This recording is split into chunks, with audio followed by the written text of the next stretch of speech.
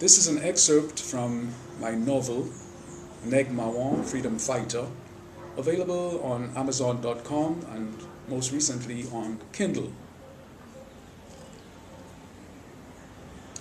"And where are you off to?" the voice demanded, causing Emmanuel to stop with a jolt. It was Jacques, the overseer. He carried a whip wherever he went and was not afraid to use it. "Monsieur Ligier told me to tell Golan that he must be with Madame and I today," she said, annoyed at the slight tremor and higher timbre of a voice that betrayed her anxiety. "Madame and I?" Jacques said mockingly. "You're putting on airs already? You've only spent one night up there, and it's Madame and I? What do you want me to say?" she asked angrily. My, what have we here?" he asked. "You're vexed with me?" He put the whip under her chin and raised her head. "Vexed, monsieur?" Emmanuel said innocently. "Yes, you lying bitch," Jacques said. "I know your kind. Give you an inch and you're quick to take a mile.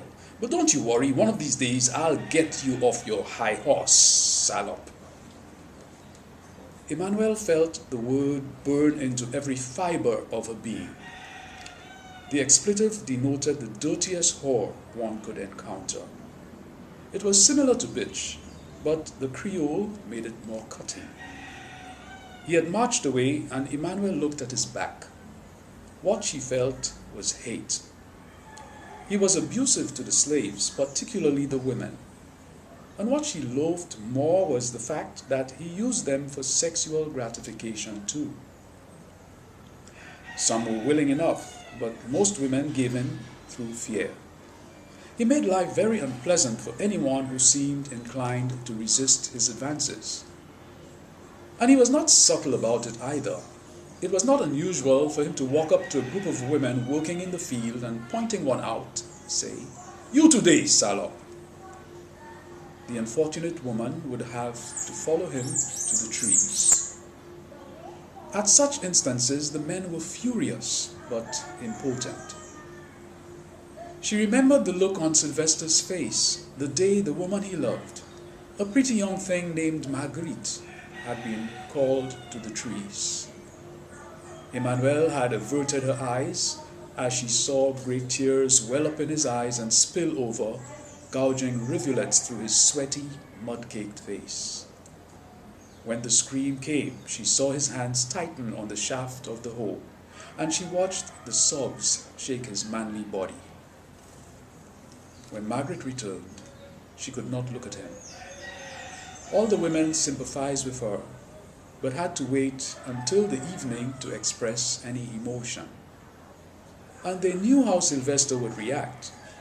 Like all the other men whose women had been used, he would think that she was partly to blame.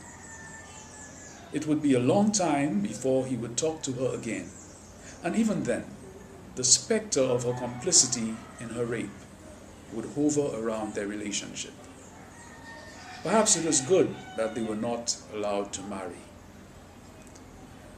It was on the night of Margaret's rape that Emmanuel had discovered the gift of song she possessed. Cradling the youngster in her arms like a baby, she sang the plaintive song that rose from the anguish within her soul. She sang of a little white cedar tree that had just begun to flower, when a little wind came along and threw the sparse flowers to the ground. She sang the dirge over and over, soothing the hurt of lost innocence.